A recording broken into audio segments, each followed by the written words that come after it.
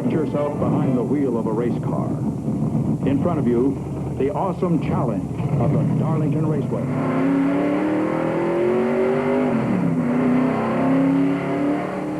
You travel 100 miles an hour before you reach the end of pit road. Then, slam into high gear. There are 600 horses under your foot.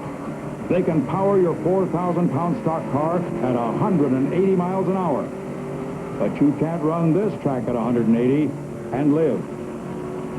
It takes years to learn how hard you dare punch the throttle and the exact moment when bravery turns to stupidity. This is practice. In the race, if you run up front, you'll be fighting 3 battles. 1, against the other drivers. 2, against the track. 3, against your own fear. Lose one of these 3 battles, and you know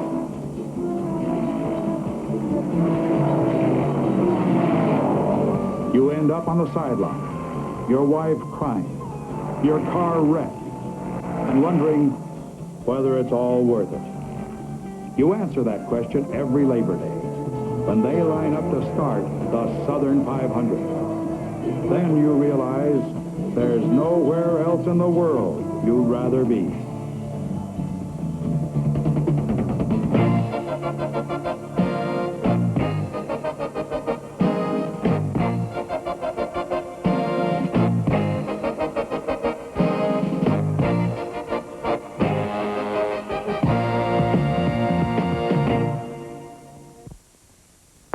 On this battlefield are your friendly enemies. Their names known across the continent. Cale Yarborough, 3-time winner of the Southern 500, and 3-time stock car racing's national champion.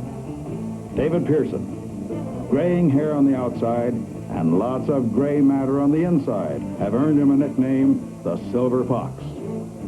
Buddy Baker, 6 feet 5, a gentle giant, except when he's trying to pass you. Bobby Allison, another 3-time winner of this Southern 500. He knows the track inch by inch and uses radio to keep in touch with his pit crew. So does Benny Parsons.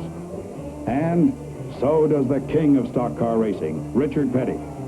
Petty has 85 more victories than any other driver.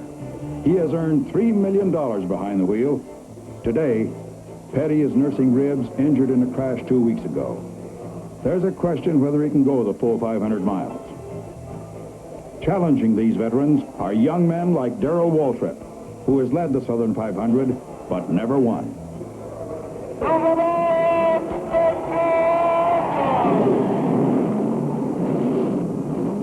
This is the 29th Southern 500, the oldest 500-mile stock car race in America. The pace lap is underway. It's a slow lap to warm the engines and tires and to get rid of the butterflies that are part of waiting. Years ago at this track, the fans knocked down fences to watch ordinary passenger cars run for big money. No longer are these ordinary passenger cars. Competition has changed the breed. As cow ponies are different from thoroughbreds, these are different from showroom models. A first-class racing stock car costs $25,000 to build and $200,000 or $300,000 to campaign during a year-long season. If you're going to race, you'd better be rich or a winner. 40 cars with a power of 25,000 horses are crowded onto a track that's 1.3 miles long.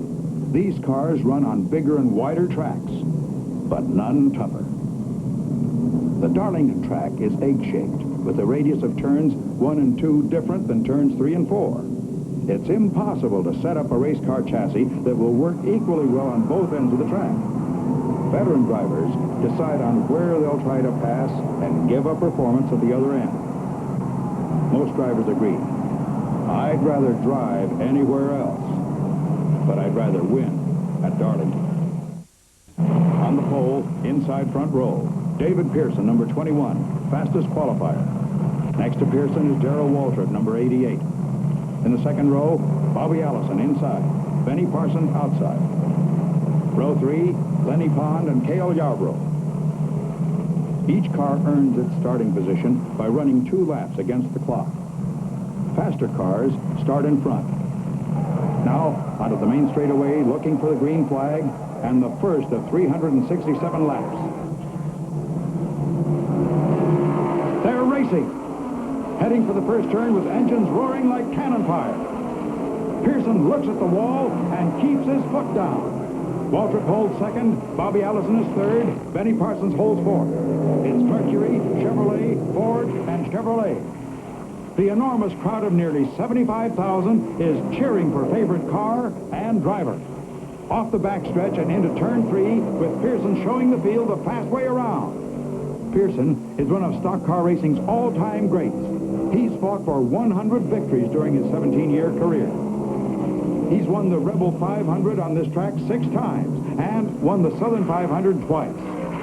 He's forgotten more about this racetrack than most drivers ever learn. Race cars must be set up differently for every track. Gear ratios, spring ratios, steering controls are all adjustable, and it takes a great driver to know exactly what to change and how to change it. The track at Darlington has been completely resurfaced, adding another unknown. Is it faster? More slippery?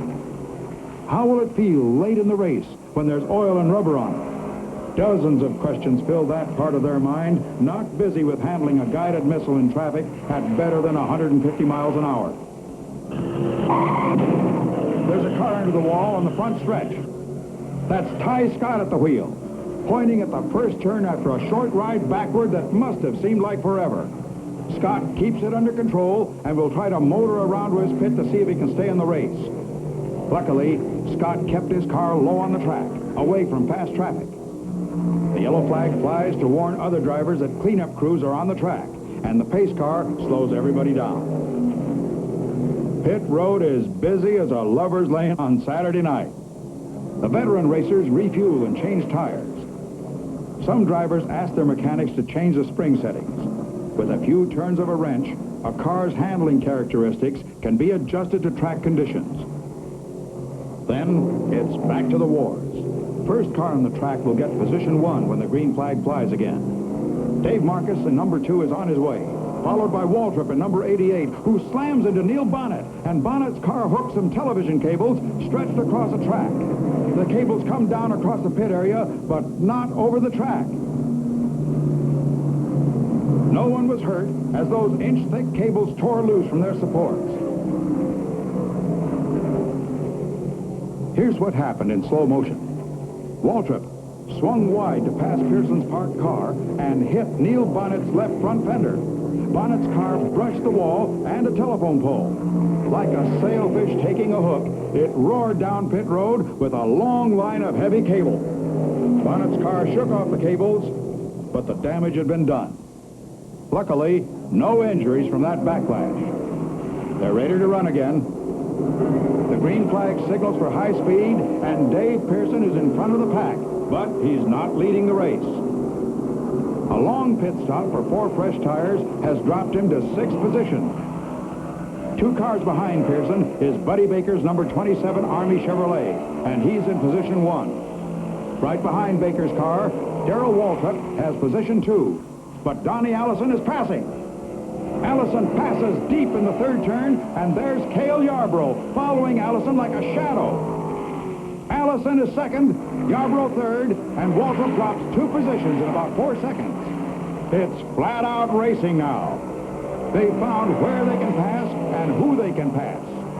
Now it's a question of taking a deep breath and doing it. There's Cale Yarborough going for 2nd place by diving into turn 3 with full power. Yarborough's got 2nd. And here comes Waltrip. It's a game of 150-mile-an-hour musical chairs. Before the track was resurfaced, passing in turn 3 was a hair-raising piece of work. Now, they make it look easy. After 200 miles, 6 cars are running nose to tail, and everybody's chasing number 27, Buddy Baker, who has a tight grip on position 1. There's a challenge from Cale Yarborough, who is closing on the leader. Baker hammers the throttle of his Army Chevrolet and turns one of the fastest laps ever run on this racetrack, better than 152 miles an hour.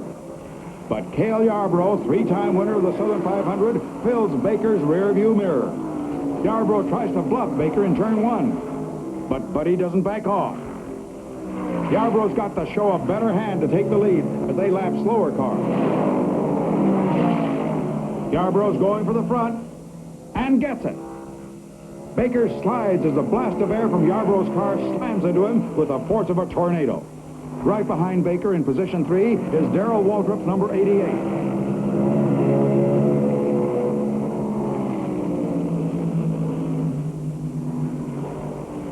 There's trouble in turn 4. A chain reaction of cars out of control. One car's in the fence, another is slammed midships. The yellow flag and yellow signal lights around the track warn all drivers to slow down.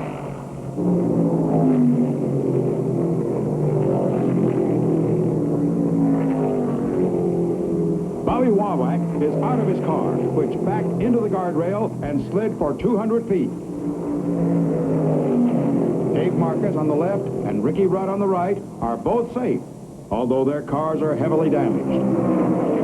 Every driver will pass that spot with an unspoken thought. It could just as well be me. Marcus makes it through the heavy traffic that's heading for the pit road. The chain reaction started as Bobby Wawak blew a tire, spun 180 degrees, and knocked Dave Marcus, number 2, out of control. Wawak's car sailed backward at 100 miles an hour for the length of a city block directly in the path of past cars. It's a miracle someone didn't tear into it. While this was happening, Dave Marcus, broadside to traffic, was hit solidly by Ricky Rudd. Both drivers were shaken, but not injured. The race is restarted, and the Leadfoots are at the head of the pack. In position 1, Cale Yarborough. Right behind him, David Pearson, but Pearson is a full lap behind Yarborough. Pearson's had 2 long pit stops. He's trying to make up for lost time, but it's tough getting past a man like Yarborough. There's still 200 miles to run, and Pearson's won lots of races on the last lap. Pearson tries to unlap himself, but Yarborough is just too fast. In second position, Buddy Baker's number 27. Darrell Waltrip's number 88 is right behind Baker. There's an invisible path around the track called the Groove. Unlike other superspeedways, Darlington is not quite 2 lanes wide. A driver has just a few seconds on each lap to decide where he wants to pass. Then punch the throttle and make his move. Dave Pearson tries to unlap himself, but Yarborough is too strong. Waltrip outbraves Buddy Baker and takes second place. Yarborough holds a lead of 3 car lanes. On this track, that's enough. Baker, who led the race earlier, seems to be slowing down. There goes Donnie Allison in number 1 passing Baker. Buddy is racing's hard charger. He never slows down unless the car's coming apart under him. Donnie, like Baker, is one of racing's hard luck drivers. He's led a lot more races than he's been able to win. Something seems to go wrong at the worst possible time for Donnie Allison and Buddy Baker. Now, Allison's in 3rd place, less than a straightaway behind Yarborough's flying Chevrolet. Moving in behind Baker is Donnie Allison's brother, Bobby. Up front, Pearson is still hammering on the door, but Yarborough keeps it nailed shut. He doesn't want a competitor like Pearson on the same lap. If there's a yellow flag, NASCAR's rules allow everybody to bunch up, and Yarborough will have Pearson right behind him. Richard Petty is out of his car, using oxygen to clear his head. The seat pushed against his injured ribs on every turn. Buddy Baker slowing down on pit lane. And there's the end of the road for the Army's hard charger. Engine failure. Yarborough's riding high, wide, and handsome, cutting through traffic with the confidence of a 3-time winner. He knows exactly what that car can do, and, just as important, what it can't do. Yarborough shows the way to Waltrip, Donnie Allison, and Bobby Allison in that order. All the leaders are flying past slower traffic. Drivers who can't run with the leaders are told to stay down out of the high groove. There's a slow car into the wall, high in the second turn. Look out! Cuckoo Marlin rams the wall. Here come the leaders. Dave Pearson and D.K. Ulrich slam into Grant Adcock's stall car. Other drivers slide all over the racetrack. There on the left is the car that started it all, driven by Grant Adcock's. On the right, D.K. Ulrich sits in junk metal, and it's burning. There's Pearson's number 21. The drivers are still in their demolished race cars.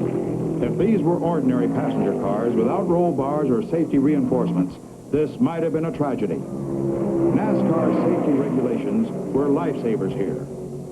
The rescue teams report that no driver is seriously injured. Pearson's out of his car, looks at the damage, and knows he's through for the day. Ulrich's car looks like it was run over by a train. Ulrich and Adcock's are going to the hospital in the infield. From another viewpoint, here's what happened. Adcock's in number 41 slid along the wall and then down the track as Cuckoo Marlin came by. Adcock, sideways to traffic, blocked the fast lane. Ulrich slammed into Adcock's, and then Pearson also hit him. 100 laps to go. Yarborough in number 11 Chevrolet still shows the way. Waltrip, thanks to a fast pit stop, is second. Richard Petty and Bobby Allison are close behind in positions 3 and 4. It's still anybody's race, and all 4 drivers have a special desire to win.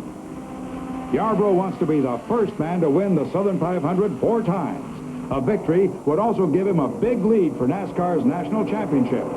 Waltrip has won the Rebel 500 on this track, but not the granddaddy of them all, the Southern 500. A victory would add to his national reputation. Richard Petty has switched from his familiar Dodge to a Chevrolet, trying to get back in the winning groove. He's won the Southern 500 only once in his brilliant career. Bobby Allison in 4th spot also has 3 Southern 500 victories. Like Yarborough, he wants to be the first man to win 4. There goes Waltrip challenging for the lead. Yarborough seems to back off and lets Waltrip go by. Yarborough may have a lot of reasons for easing off the throttle. He may not want to tangle with Waltrip, remembering what happened to Donnie Allison a few minutes ago. Or he may want to watch Waltrip to see how he handles the tricky Darlington turns. Yarborough may also be playing a psychological game. If Waltrip goes all out to pass, then is repassed, he might give up the fight. Yarborough challenges Waltrip and then backs off. Bobby Allison, number 15, one of the 4 major challengers for the lead, is behind the pit wall and probably finished for the day. The last scheduled pit stops are coming up, and Waltrip is first into the pits. Yarborough leads, but he too will have to make a pit stop soon. Waltrip's crew starts refueling before the car comes to a full stop. Aircraft-type fuel connectors are used to save time. Outside tires are changed to give Waltrip a better bite on the track. With outside tires and enough gas to run the distance, Waltrip rolls out in just under 14 seconds. Waltrip stands on the throttle, leaving the pits. And as he passes Cale Yarborough's pit, he may have seen Yarborough's crew with a signboard ready to give him a stop signal. Yarborough slowing down. He knows that Waltrip's made a 14-second stop. Yarborough and Junior Johnson, the crew chief for number 11, know exactly how they plan to handle this final critical pit stop.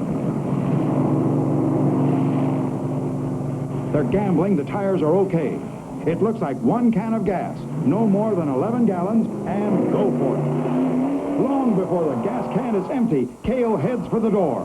Yarborough's car was standing still, only 4 3/4 seconds. Yarborough guns it back onto the track, trying to accelerate without spinning his wheels and wearing away rubber that's already thin. Yarborough moves into the first turn ahead of Darrell Waltrip. There's Waltrip running flat out. But he's not going to catch Yarborough on this lap at least. Yarborough's up to speed and coming onto the main straightaway with a lead that's about a third of a lap. 10 seconds.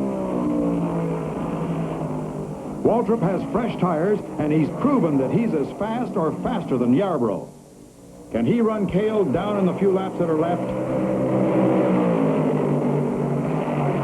Junior Johnson, mastermind of Yarborough's crew, stands quietly in the pits with the look of a man who has everything in hand. The radio that connects him to Yarborough is quiet. There's no need to plan anymore. Just drive it, Cale. Drive it. Yarborough's doing just that. He's run more than 6,000 competitive miles on this track during his career. He eases off the throttle just a bit, and Waltrip picks up a full second. But that's not going to be enough. Unless his car breaks, Yarborough's got it won. But he's crashed as often as he's won on this track, so Yarborough's not about to let his mind wander. Petty's car is in the pits, and Dave Marcus is back in the fast chair. Richard's worn out by wrestling it through the turns. Even the padding under his uniform didn't cushion the G-load as the car turned left. Yarborough is cruising the last 2 laps. Coming off the backstretch, he'll be looking for the white flag at the finish line.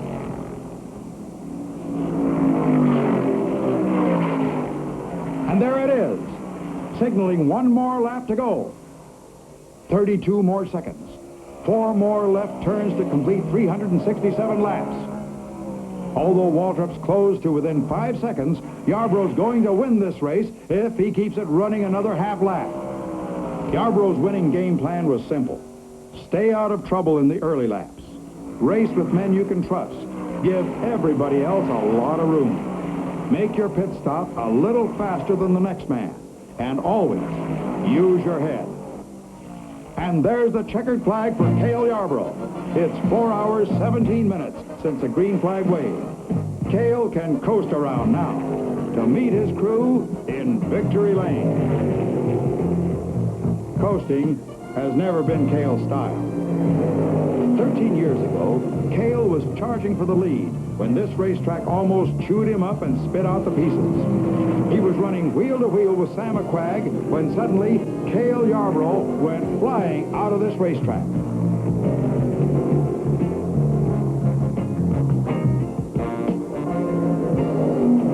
As Cale steps from his car in Victory Lane, the first man ever to win the Southern 500 4 times, he has to have some memory of that moment. There's nothing as great as coming back from defeat to win the Southern 500. Cale's wife and some of the Yarborough children are in Victory Lane to help celebrate. There's the winner's trophy and a check from Barney Wallace, president of the Darlington Raceway. Cale takes home $30,000 this afternoon. That prize money doesn't have far to travel. The Yarborough clan lives just down the road a piece, in Timmonsville, which proudly calls itself the home of Cale Yarborough. Next year, Cale will likely be racing for his 5th victory. And the crowds that seem to grow each year will be back with Cale for the Southern 500.